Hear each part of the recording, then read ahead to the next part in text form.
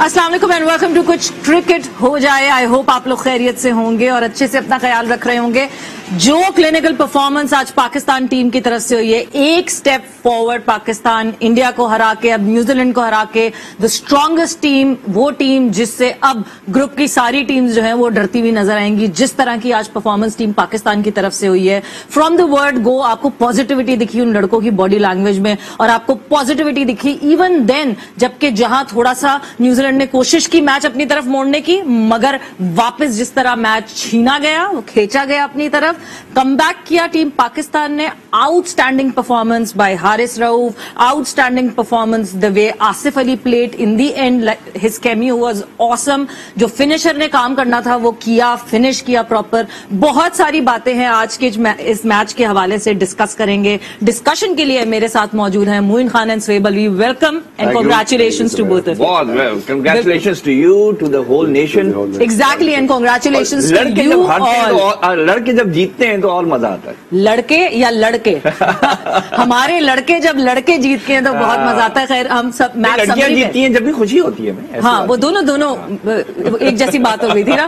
But match summary पे नजर डाल लेते हैं कि क्या हुआ आज और क्या क्या नहीं हुआ। तो पाकिस्तान ने 5 विकेटों से जीत हासिल की और जिस तरह पाकिस्तान ने टॉस जीता था, टॉस जीत के पहले बॉलिंग का फैसला किया और उसके बाद शुरू हुआ सिलसिला न्यूजीलैंड की बैटिंग का, जहां पे मिशेल की मैं बात करूं तो 27 रन उन्होंने बनाए, कॉनवे ने 27 रन बनाए, केन विलियमसन 25 रन बना सके। Haris Rauf was on fire today, 4 विकेटें हासिल की 22 रन देकर। मोहम्मद हफीज ने 1 विकेट हासिल की 16 रन देकर और शाहीन शाफरीदी ने भी 1 विकेट हासिल की 21 रन देकर। जवाब में मोहम्मद रिजवान 33-34 बॉल्स पे, आसिफ अली ने डाउन दी ऑर्डर आके जिस तरह फिनिश किया, 27 रन नॉट आउट रहे 12 बॉलों में। And Shoaib Malik the experience poured in all his experience और साथ साथ आसिफ अली को लेकर चले, 26 रन नॉट आउट 20 बॉलों में।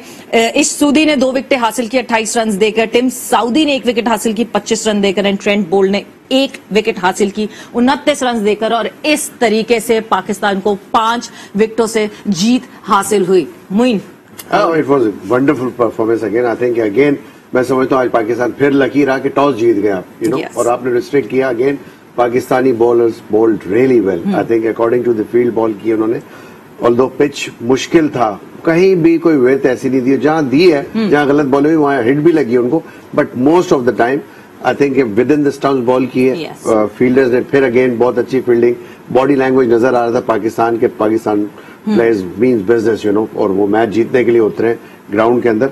आई थिंक न्यूजीलैंड के लिए मैं समझता हूँ कि एक सरप्राइज क्वेश्चन, वो पेपर की तैयारी तो करके आए थे, पेपर में बहुत ही अच्छी परफॉर्मेंस आते हैं कि हारिस ने दी है। आउटस्टैंडिंग बॉलिंग एक्सपेक्ट नहीं कर रहे थे। हमने काफी दफा प्रोग्राम में उनके लिए बात भी की है, जहाँ ड्राई कंडीशंस होंगी, लो बाउंस पिचेस होंगी, हारिस कैन बी लीथल, और वो आज नजर आए 4 विकेट जिस तरह उन्होंने ली हैं। And then again Hasan Ali ने जो वो रन आउट किया था, वो आई थिंक एक बड़ा ही की पॉइंट था। Turning point you can say, and turning point. अगर पाकिस्तान हार जाता तो शायद वो फिर हफीज वाला कैच होता, अगर टर्निंग पॉइंट होता। बिल्कुल बिल्कुल, हफीज वाला या आसिफ अली का जो चौका भी था वो भी। जी, और वो, और मगर एक मजे की बात यह है कि जब हम तैयार हो रहे थे तो उस वक्त मेरे मेकअप आर्टिस्ट ने कहा कि नहीं, आसिफ जब मिस फील्डिंग करता है ना तो फिर उसके बाद रन बड़े अच्छे बनाता है। अच्छा, तो मैंने कहा ये कोई नई किस्म का डाटा है जो मुझे नहीं, जिसका पता था और मुझे अभी पता चला। बट एक्चुअली इसी तरह हुआ कि फील्डिंग की मैं जब बात करूं, टॉप क्लास फील्डिंग, 2-3 लैप्सेस होते हैं, वो नॉर्मली जनरली हर टीम के साथ होते हैं। बट एक कंसर्न था हमारा रेगुलरिटी में, जब से सुपर 12 शुरू होना था, कि टीम पाकिस्तान की फील्डिंग स्पॉट ऑन होनी चाहिए। एंड सुहेब, जिस तरह ये यूनिट फील्डिंग कर रहा है, मुझे लगता है कि पूरी एनर्जी जो आपको फील्ड में दिखती है, इट इज रिमार्केबल। बहुत ये प्रॉब्ली ये हो सकता है कि नेशनल T20 में बिकॉज ऑफ 100-120 प्लेयर्स प्लेइंग, तो काफी हमें ऐसे भी ड्रॉप्स कैचेस दिखते थे of cricketers who were not really putting in their best anyway. Now we got the cream, we got the 15, right? We got the 18. तो probably they are one of the better fielders. Obviously जब आप इस level पे आते हैं तो आप conscious भी ज्यादा हो जाते हैं। So again full marks to you, the fielding as well, lapses आते रहते हैं, बट अच्छी बात ये है कि अभी तक unless I miss something in today's match, we still haven't dropped a catch in the 2 matches. No we haven't. ठीक है ना, so that is more important. बाकी तो देखें, कभी बैट बाउंस मिल जाता है, कभी बॉल पड़ के स्विंग हो जाती है, कभी मिस जजमेंट हो जाती है, ये तो हर जगह होता है. सो उस सेंस में I think it's very clinical performance, जैसे मोइन ने कहा. और मुझे खुशी हो रही है कि देखें 3 or 4 players who were under lot of pressure, including, I mean, I'll take my name, Shadab थे, और उनसे वो हो रहा था कि आसिफ, ठीक है ना, बिल्कुल. Even Shoaib Malik, I still feel के you know that could have been another one, जो उनका ट्रैक रिकॉर्ड है. लेकिन इन दोनों मैचेस में these 4 have actually fought like anything, and I think hats off to them. And बहुत मुबारक. आई जस्ट होप कि ये फ्लैश इन द पैन वाला ना हो, बिकॉज काफी दफा पाकिस्तानी क्रिकेटर्स ऐसे होते हैं जो जिनकी जगह नहीं बन रही होती है, वो एक मैच तो परफॉर्म कर देते हैं, suddenly the whole nation says देखा दे वर राइट. फिर अगले 4 मैचेस में खुदा ना खास्ता नहीं करते हैं. So the expectation is there कि अगर इस तरह खेला है, then keep playing like this. But for tonight let's congratulate them, they played brilliantly. Specially Asif, helmet पे गेंद भी लगी, एंड जो तीनों छक्के लगे हैं वो मतलब you could say they were very intelligently hit, very intelligently placed. Same with Malik. He knew when to charge, he knew when to take a single, he knew when to cut the boundary, he knew. वही experience वाली बात आ गई. So I think a lot of things have been proving wrong to a lot of critics, including myself. But for the moment, I want to celebrate because what a match. Exactly. और जैसे आपने बहुत सही कहा कि you know खींच के वापस लाए मैच को, जो एक हारा हुआ मैच था. अभी मैं देख रहा था 48 runs in about 3.5 overs. Yes. अब 48 runs in 3.5 overs. बिल्कुल. Considering कि जैसे मोइन ने कहा पिच डिफिकल्ट थी, और New Zealand are very professional bowlers, they are intelligent bowlers. वो पेस निकाल रहे थे, क्रेजी फील्डर्स. मतलब आप you talk about Hafeez catch, मतलब वो तो ऐसा लग रहा था कि कोई जैसे कोई झपट जाता है ना एकदम से किसी चीज. लेकिन मैं फिर वही कहूंगा, जो उनकी बॉलिंग है ना, oh my, they really know how to read the pitch. Exactly. और विकेट ना मिले तो कोई बात नहीं, हेलमेट पे मार दो. तो यही हुआ इवेंचुअली जिस तरह से. बहुत आला बॉलिंग. मगर एक और जो पॉजिटिव तो बहुत सारे हैं, बट एक और मेजर पॉजिटिव जो इससे निकाला जाए, बिकॉज सब ये बात कर रहे थे कि इंडिया के खिलाफ जो है सिर्फ हमारे ओपनर्स ने खेला, हमारे मिडिल ऑर्डर का तो मौका ही नहीं आया. मिडिल ऑर्डर ने अभी तक कुछ खेला ही नहीं है. सो अब पता चलेगा जब बाबर आउट हो जाएंगे, फिर रिजवान आउट हो जाएंगे, तो हमारा मिडिल ऑर्डर कैसे कंटेन करेगा. आज वो भी दिख गया. बाबर तो आउट होते ही मेरे दोस्तों के फोन आने शुरू हो गए, यार अब क्या होगा. तो इतनी हाई एक्सपेक्टेशन हो गई है, इतनी हाई एक्सपेक्टेशन इंडिया के मैच के बाद कि अगर कोई आउट होगा, दोनों इनफॉर्म बैट्समैन चले गए क्रीज से, तो सब परेशान, पैनिक हो जाते हैं. और आज हुआ भी था थोड़ा सा. और पाकिस्तान टीम तो हमेशा ब्लड प्रेशर पूरी कॉम का ऐसे ही रखती है, ऊपर नीचे. But the way they came back in the match, I think it was ट्रेमेंडस, and it was purely professional approach और एक्सपीरियंस, शेयर एक्सपीरियंस नजर आया शोएब मलिक का. एंड देन आसिफ से जो एक्सपेक्टेशंस थी प्रीवियसली, काफी शोएब भाई ने बोला कि बात हुई है इनकी सिलेक्शन को लेके, बट मैं समझता हूँ that was also justified that criticism because he hadn't been performing. He hadn't been performing at that level. Asif Ali इतनी चांसेस दिए थे खुशदिल को भी, but what I'm happy about is match तो जिता दिया ना. Exactly. Who cares? There are 6 billion people. How?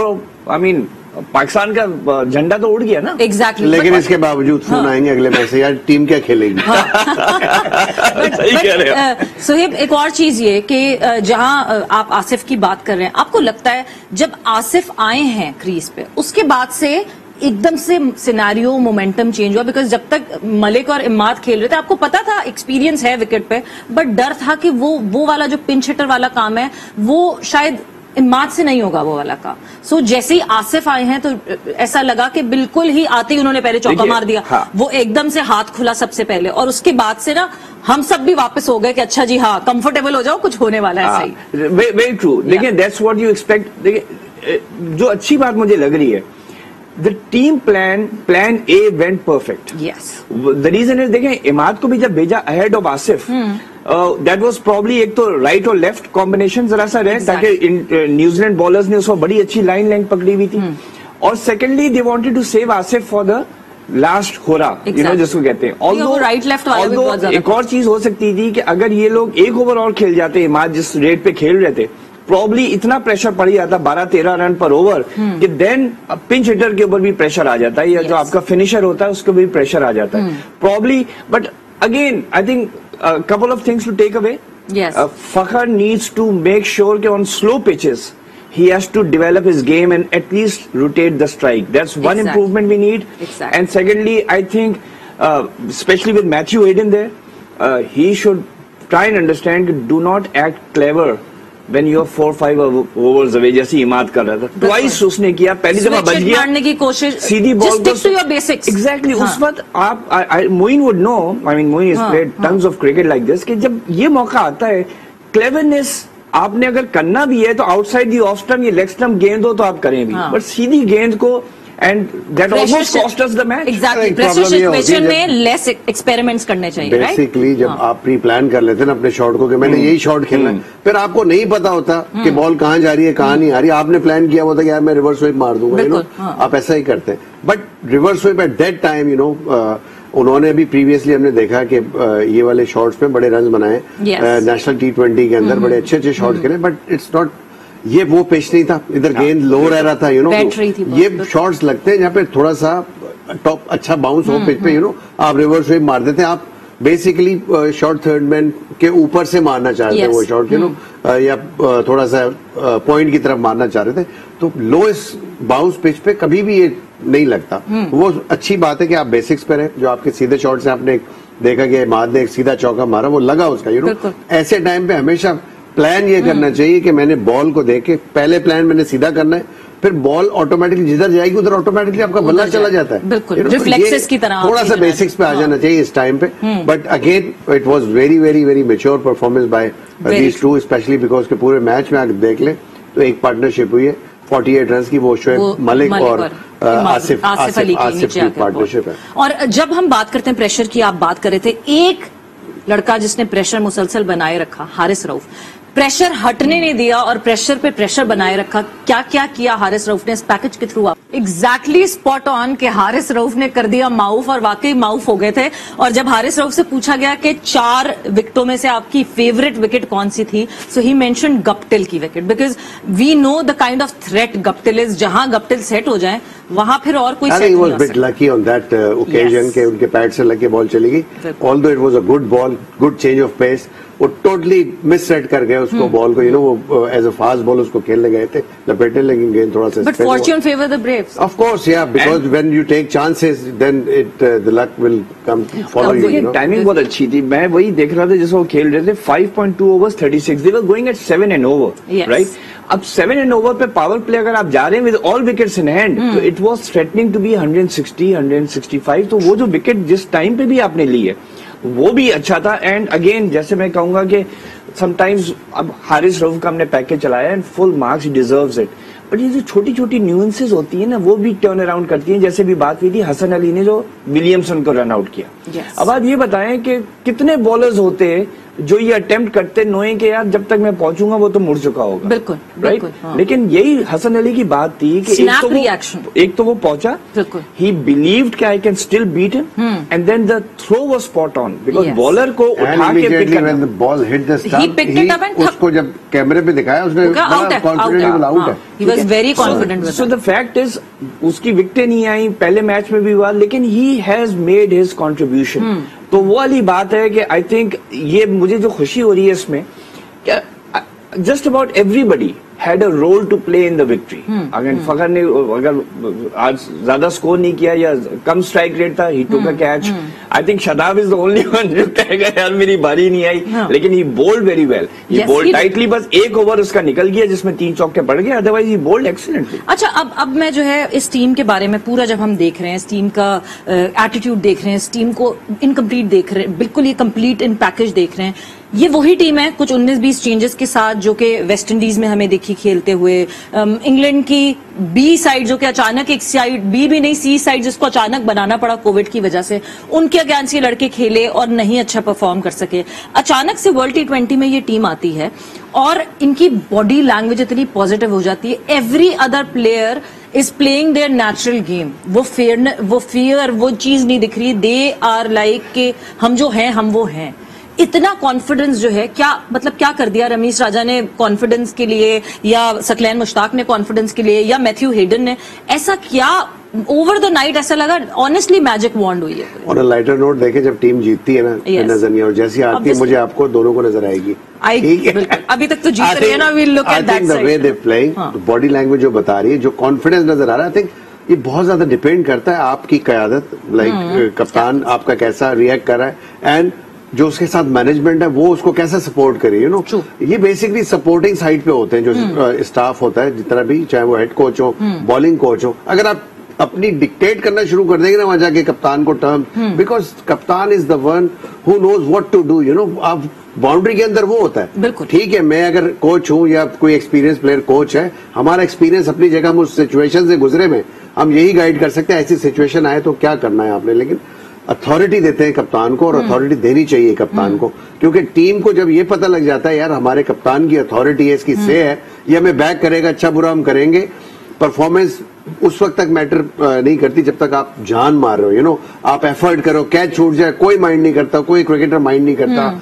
आप अच्छी बैटिंग कर रहे हैं, अच्छे शॉट्स मार रहे हैं, टीम की खातिर आपने एक शॉट मारा, आप आउट हो गए, कोई माइंड नहीं करता, यू नो। ये वो इंपॉर्टेंट चीज होती है जो कप्तान अपनी टीम के अंदर कैरी करवाता है लड़कों को, कि वो बैक करता है, यू नो। एक छोटी छोटी परफॉर्मेंस को उसे पता होता है कि टाइमली, जैसे आसिफ की परफॉर्मेंस हम देख लें, टाइमली परफॉर्मेंस, उसने आके छक्का मारा जहां रिक्वायर्ड था एक्चुअली, यू नो। और अगर आउट हो जाता फर्ज करें वो, तो क्या होता, पाकिस्तान टीम के लिए मुश्किलात हो जाती, यू नो। आई थिंक यही वो टाइम होता है जब परफॉर्मेंस दे तो कप्तान अप्रिशिएट करे। वो अप्रिसिएशन जब वो प्लेयर दूसरे प्लेयरों के साथ बैठता है, तो आपस में डिस्कशन जब होते हैं ना, यार बाबर ने मुझे बड़ी तारीफ की, बड़ा अच्छा हुआ, तो उसको खुद भी अच्छा फील होता है, एंड देन प्लेयरों में मैसेज बड़ा पॉजिटिव जाता है। I think it's a great thing that हम लकी हैं कि हमें एक चेयरमैन भी इस वक्त क्रिकेटर मिल गया, यू नो। हमारा कोचिंग स्टाफ जो है वो टॉप क्लास क्रिकेट खेला हुआ है, वर्ल्ड कप खेला हुआ है।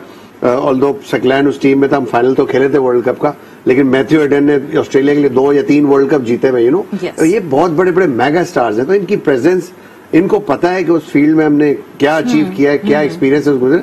आई थिंक उन्होंने अथॉरिटी पूरी दी हुई है बाबर को, और वो चीज नजर आ रही है कि जब हमने पिछले मैच में इंडिया के खिलाफ टीम मीटिंग देखी, उसमें बाबर जो थे वो बात कर रहे थे टीम से, रादर देन कि हेडन करते या सकलैन करते।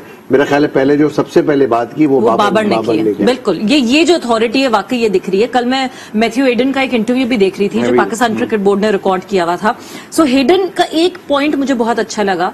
ही सेड कि ये लड़के एक दूसरे की जो जीत है, एक दूसरे की जो विक्ट्रीज हैं, उसको जिस तरह सेलिब्रेट कर रहे हैं ना, that is remarkable. And I believe किसी टीम में ये हो जाए ना कि जब आप एक दूसरे की जीत को सेलिब्रेट कर रहे हैं, और with in the team you have that healthy competition, जो कि हमें आज भी बॉलिंग में दिखा कि अच्छा तुमने ऐसे बॉल किए तो अब मैं ऐसे बॉल करूंगा, which brings the team, which makes the team stronger.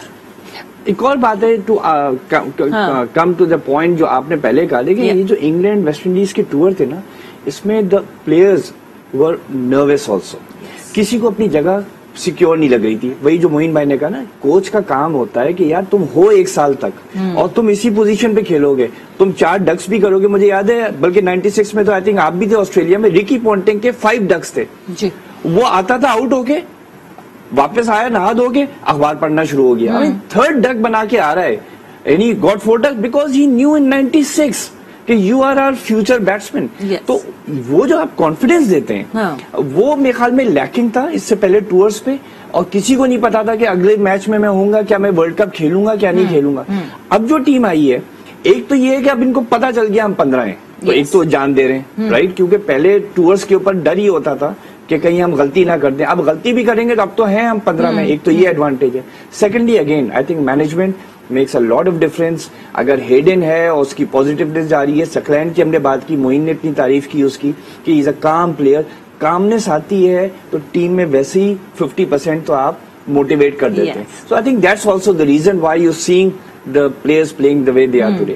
अच्छा मोइन, हमने जब इंडिया के खिलाफ मैच शुरू होने वाला था उससे पहले हमने रिजवान को शैडो बैटिंग करते हुए देखा। रिजवान ने एग्जैक्टली जो शॉट्स प्रैक्टिस किए थे वो शॉट्स अप्लाई किए ड्यूरिंग द मैच। बड़े उसके पैकेजेस बने हुए हैं, बड़े वो आपको सोशल मीडिया पे दिख रहा है, एक शॉट के साथ उन्होंने जोड़ा हुआ है। आज जब वहां से बिफोर मैच फुटेजेस आ रही थी तो रिजवान और बाबर दोनों शैडो बैटिंग कर रहे थे विकेट के पीछे खड़े होके। बहुत ज्यादा क्या फायदा होता है शैडो बैटिंग से? आपको क्या कॉन्फिडेंस मिलता है जब आप उस फील्ड में आके खड़े होते हैं and you start doing your shots and you prepare yourself कि हाँ जी ऐसे बॉल आएगी तो मैं ये करूंगा?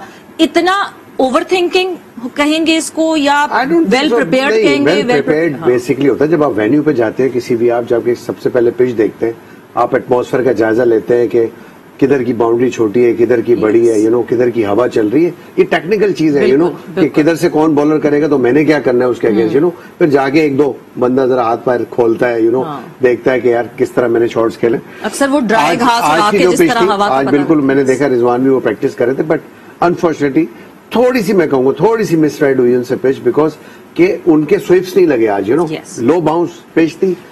बहुत अच्छी समझदार बॉलिंग की उन्होंने, वो बहुत ज्यादा जा रहे थे लेग पे खेलने के लिए, पुल करने के लिए, खेल सही रहे थे, लेकिन चूंकि पिच में बाउंस कम था उसकी वजह से वो प्रॉपर बल्ले पे नहीं आ रही थी, इनर एज ले रही थी बॉल, तो बहुत दफा मिस भी किया उन्होंने, और उस पर फिर सिंगल मिले उनको। अदरवाइज यही दुबई में उन्होंने शॉट्स खेले थे, या छक्का जा रहा था या चौका जा रहा था, स्क्वायर लेग पे, क्योंकि बाउंस ज्यादा था, बॉल सही, जबकि ग्राउंड छोटा है। जी ग्राउंड छोटा है बिल्कुल। Was this a deceptive pitch? क्योंकि आप दूर से देख के आपको लग रहा था चमकती हुई विकेट है भाई, ये तो ऐसे रन बनेंगे, वो ज्यादातर ऐसे होता है, देखने में ऐसा लगता है कि शीशा पिच, हम क्रिकेटिंग टर्मिनोलॉजी में कहते हैं शीशा मीन्स के बैटिंग पिच है, बहुत ही बड़ी जबरदस्त, बल्ले पे आएगा, बड़ी चमक नजर आती है। लेकिन आप देखें हमेशा बहुत अरसे से बड़े लो स्कोरिंग मैचेस हो रहे हैं, कल एक्स्ट्रा ऑर्डिनरी अफगानिस्तान खेल गया है तो उन्होंने 190 रन कर दिए, स्कॉटलैंड ने खिलाया वाकई, वो बॉलें कल भी हमने डिस्कस किया था, उन्होंने बिल्कुल उनकी जहां स्ट्रेंथ है उस जगह पे खिलाया, तो रन बने।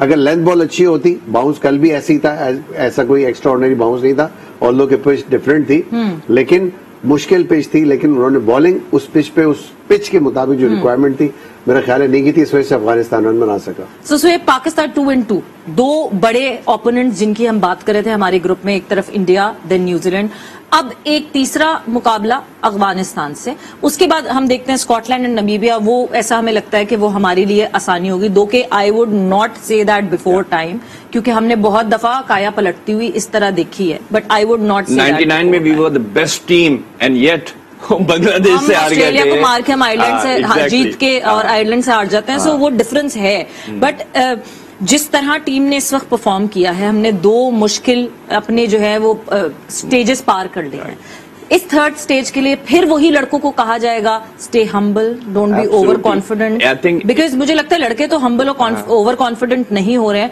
बट हमारा मीडिया, हमारे फैंस आज जिस तरह के बैंटर शुरू हुए थे, मुझे उस वजह से बहुत डर लगा। होने दें, बिकॉज जैसे मुइन ने कहा और हो भी रहा है, they are not reading into the social media, very good. Secondly जो एडवाइजर्स उनके पास बैठे हैं like Saqlain and Matthew Hayden and South Philander, I think they all realise कि हमने भी जब खेला है तो हम मीडिया, हम अखबार नहीं पढ़ते थे, उस वजह से सोशल मीडिया नहीं था।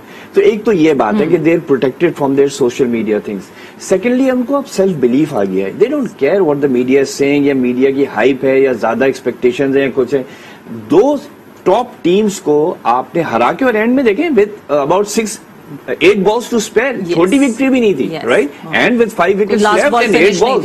तो बात ये है कि आपने इंडिया को भी कॉन्फिडेंस से हराया, आपने न्यूजीलैंड को इन दी एंड अच्छा पकड़ा है। तो आई डोंट थिंक, अब ये फॉर्मूला समझ गए, अब इनकी समझ में आ गया है कि if you stay humble, if you stay modest, और आज इनको ये भी पता चल गया कि हम फंस गए थे, मतलब अभी हम 30 मार खां बने नहीं है, न्यूजीलैंड ने फंसा लिया था। एक अच्छी गेंद पड़ी आती है, एक 6 जरा सा शॉट पड़ता है, एक तो फील्डर के हाथ के ऊपर से गया था छठा। तो I think they realise they got feet on the ground and the management, the coaching, they are going to keep their feet on the ground. So I am pretty sure tough matches हैं आगे, जैसे आपने कहा we can lose to anybody, Afghanistan is always a threat. 2019 world cup में I think Imad ने हमें and में जिता दिया, वहाब ने कुछ हद तक, अदरवाइज वहां भी हम गए थे।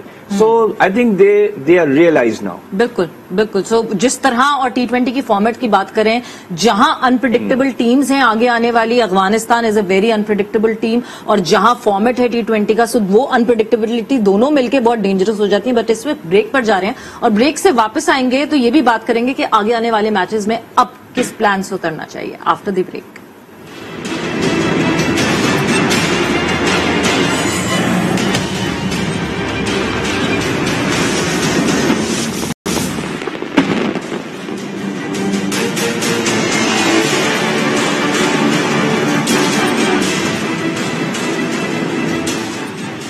क्रिकेट हो जाए में एक दफा फिर से आपको कहेंगे खुशामदीद डिस्कशन हमारी हो रही थी जो अभी अभी मैच खत्म हुआ पाकिस्तान वर्सेस न्यूजीलैंड, जहां पाकिस्तान ने 5 विकेटों से जीत हासिल की। बात हमने पाकिस्तान के हवाले से और करनी है कि अब आगे क्या करेंगे, क्या प्लान बनाना चाहिए, ओवर कॉन्फिडेंट नहीं होना चाहिए, किस तरह जो है मॉडेस्ट रह के, हम्बल रह के आगे की जीत हासिल करनी चाहिए। बट जिस तरह पाकिस्तान पे बात शुरू होती है तो फिर सारी चीजें हम भूल जाते हैं। इसलिए पाकिस्तान की कॉन्वर्सेशन पे ब्रेक लगाकर आज एक और मैच खेला गया जहां पे साउथ अफ्रीका और वेस्ट इंडीज का हुआ मुकाबला। वेस्ट इंडीज एक वो टीम जिसको बहुत हाईली सेलिब्रेट कर रहे थे, मगर बड़ा डिसअपॉइंट किया वेस्ट इंडीज ने और साउथ अफ्रीका ने बहुत ज्यादा इंप्रेस किया। जिस तरह साउथ अफ्रीका ने जीत हासिल की वेस्ट इंडीज के खिलाफ, आउट क्लास कर दिया। क्या हुआ इस मैच में, पैकेज पे नजर।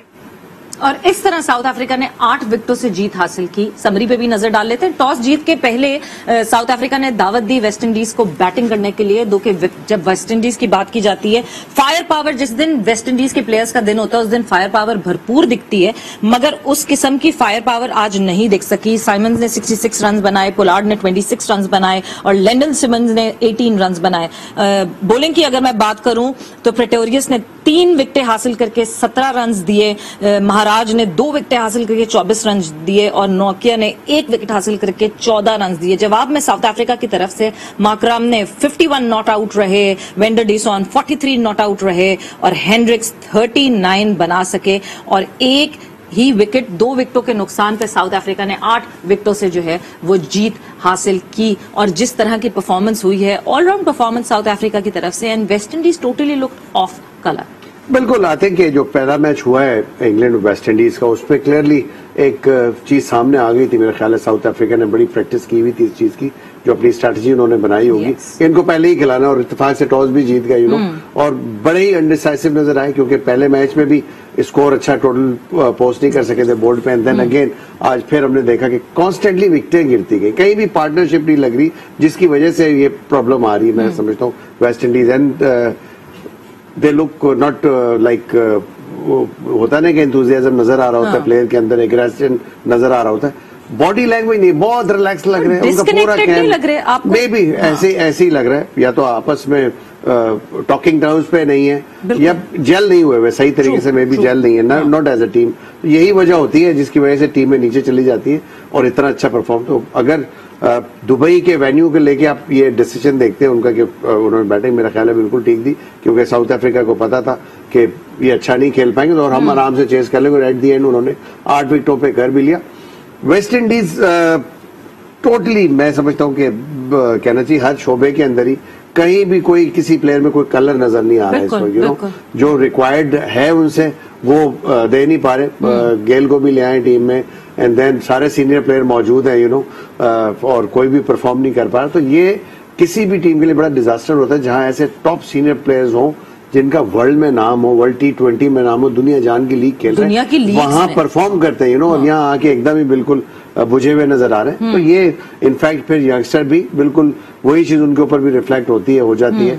और बिल्कुल मैं समझता हूँ कि बिल्कुल ही यानी हम सोच भी नहीं सकते थे इस तरह की वेस्ट इंडीज की टीम, जितनी बड़ी ये टीम थी जो ऑन पेपर नजर आ रही टॉप 4 में थी, बिल्कुल ऐसी बहुत लोगों ने प्रेडिक्ट किया होता कि बड़े इजीली सेमीफाइनल में जाएंगे। तो अभी तो उनको बिल्कुल कहना चाहिए कि कोई चांस नजर नहीं आ रहा। अगर इस तरह की परफॉर्मेंस रही तो आई डोंट थिंक सो कि वो कैरी कर पाएंगे अपनी इस टीम को। मुझे तो बल्कि मोइन ऐसा लग रहा था जैसे वेटरन्स वर्ल्ड कप खेलने आए। वो ओवर 50 बात है ना, ऑस्ट्रेलिया में फवाद खान, नदीम उमर ये लोग लेके गए थे। तो मेरे ख्याल में नदीम भाई और फवाद भाई से मैं यही कहूंगा कि I think start recruiting them for veterans world 11, क्योंकि ऑनेस्टली जैसे मोइन कह रहे हैं, someone is overweight, someone is lethargic, कोई ऐसा लग रहा है कि नेट प्रैक्टिस पे आया हुआ है।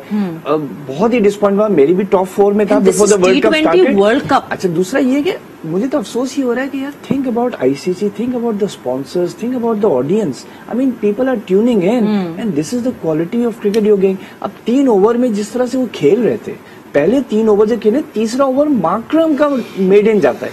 माकरम इज द 6th बॉलर। वो तो उन्होंने इसलिए दिया कि वो लेफ्टी था, तो उन्होंने उसको 1 ओवर दिया होगा, पता चला दूसरा भी दे दिया, वो मेड इन हो गया। अब 35 गेंदों पे उसने तो बाद में उठा लिए ल्यूइस ने, लेकिन आप देखें ना वो सिमंस जो है 35 गेंदों में पता नहीं 16, 17, 25 कितने बना रहे। सो एक तो ये अफसोस हुआ। I think South Africa also were very lucky with this attitude in front. वरना उनके भी प्लेयर्स में जरा से इश्यूज आए और सबसे बड़ा जो डिकॉक, सबसे बड़ा as far as I am concerned, he is out of the tournament. मैं बिल्कुल because and I was doing that commentary. Honestly, जब टॉस हुआ ना, उसने उससे पूछा बबूमा से कि इज ही इंजर्ड जो वो नहीं खेल रहा है. उसने कहा नो पर्सनल रीजंस. यस. अच्छा, within 2 minutes I said इसने नी नहीं ली है. यस. एंड वही reason why because I just read an article कि जहाँ ये हुआ था कि साउथ अफ्रीकन ने नी नहीं ली थी, ऑस्ट्रेलियंस ने ली थी. तो उन्होंने कहा in all white country took a knee, and yet हमारे यहाँ इन्होंने 3 ऑप्शन दिए हुए थे अपने साउथ अफ्रीकन को.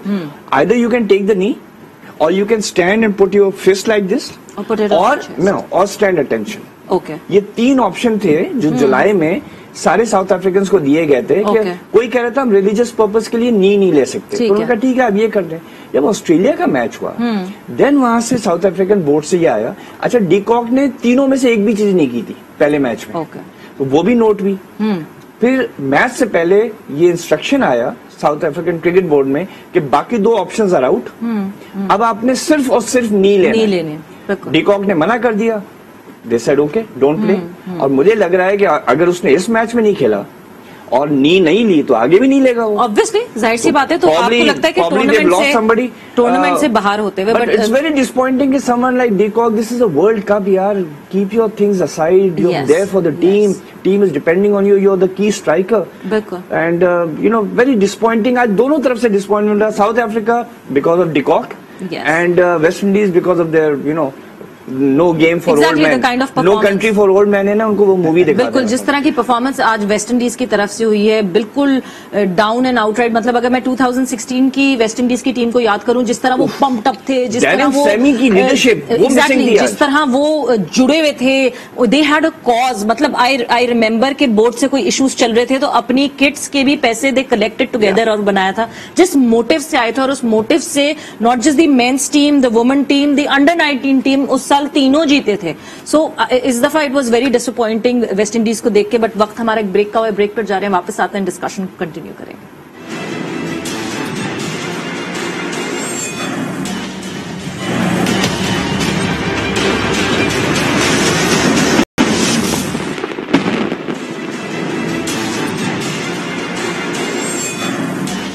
एंड वेलकम बैक टू कुछ क्रिकेट हो जाए in conversation with Moin Khan and Sohaib Alvi.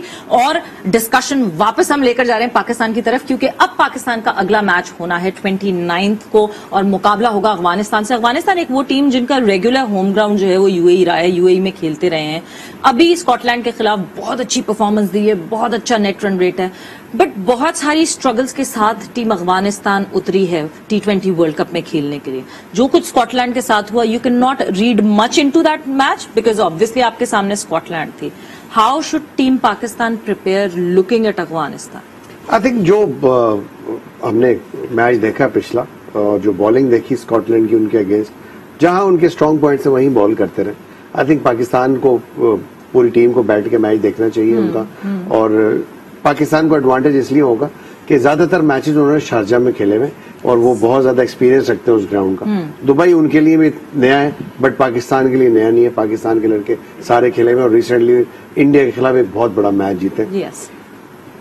Having said that, but मैं ये कहूंगा कि अफगानिस्तान की टीम जो है वो एक टीम है. टीम मीन्स कि वो लड़ती है, वो फाइट करती है, जैसे मर्जी ओपोनेंट हो उनका, वो एक एटीट्यूड है उनके अंदर, वो नजर आता है. तो वो किसी भी टीम को किसी भी वक्त T20 के अंदर दूसरी टीम पे हावी कर सकता है. तो पाकिस्तान को बिल्कुल इजी नहीं लेना होगा. जहां अपॉर्चुनिटी मिले पाकिस्तान को वहां दबाना पड़ेगा उनको, बिकॉज के वो खुद एग्रेसिव बाय नेचर भी एग्रेसिव है और एज अ प्रोफेशनल भी सारे ही एग्रेसिव नजर आते हैं. जहां कोशिश करते हैं कि वो डोमिनेट करें, बॉलर्स को कोशिश करें मारने की. तो मेरा ख्याल है again Shaheen would be the key for Pakistan, because Shaheen जिस तरह नया बॉल करते हैं और जिस तरह के अफगानिस्तान के बैट्समैन है, मेरा नहीं ख्याल है कि इतनी आसानी से जज़ई या शहजाद उनको मार पाएंगे, उनको हिट आउट कर पाएंगे. तो तो मेरा ख्याल है कि ये एक बहुत बड़ी थ्रेट है Shaheen Afridi with new ball, you know. आज जिस तरह पाओ में मुसलसल बॉल हारिस रऊफ या शाहीन ने दी है, वही एक स्ट्रैटेजी रखनी चाहिए, उसी को अप्लाई करना चाहिए। एंड देन जब मैं स्पिनर्स की बात करती हूँ तो शायद जिस तरह कल भी आपने एक बात कही थी कि उनको क्रीज से बाहर निकाला जाए, ये तो मैं उनको मूवमेंट पेसमेंट के लिए भी यही कहूंगा। फॉर एग्जाम्पल शाहीन शाह अफरीदी की जो ये गेंदे हैं, यकीन माने ये बल्लेबाज जो है ना, ओपनर्स, ये 6 भी मार सकते हैं उस गेंद को, क्योंकि इनके पास पावर बहुत है। Just need to connect. हाँ, they just need to connect. और तुक्के में लगेगा, ये जरूरी नहीं है कि टाइमिंग ही हो, तुक्के में भी लगेगा, टाइमिंग भी हो सकती है। आई वुड स्टिल से, जो मैंने उस दिन भी कहा था कि स्कॉटलैंड ने गलती की, इनको जितना स्ट्रेच करवा के खिलवाएं, लेफ्ट, अगर राइटी है उसको जितना ब्लू लाइन के पास गेंदे करें उतना अच्छा है, और जरा सी आगे करें। Make them stretch forward, make them stretch to the right, left hander है तो make him stretch to the left. और जितना इनको आप बांध के रखेंगे फ्रॉम सिंगल्स, बिकॉज ये स्ट्राइक भी रोटेट करते हैं, without, despite their heaviness, they are very quick runners. I was stunned. So I think ये स्ट्रेटेजी इनकी होना चाहिए। पाकिस्तान के लिए जो सबसे बड़ा चैलेंज होगा ना, to face the spinners of Afghanistan. दोनों बहुत फॉर्म में, राशिद ने दुनिया जान की लीग्स खेली हुई, इंटरनेशनल उन्होंने बड़े आउट किए हुए, यू नो। तो थोड़ा सा स्टेप आउट करना पड़ेगा, बॉल की पिच पे जाके खेलना पड़ेगा। उस दिन भी हमने बात की थी, सारे जो थे वो बैट्समैन अंदर जाके क्रीज के अंदर खेल रहे थे, और गेंद यहाँ थोड़ा सा बाउंस डिफरेंट होगा, इतना आसान नहीं होगा उन बॉलर्स को इनको आउट करना।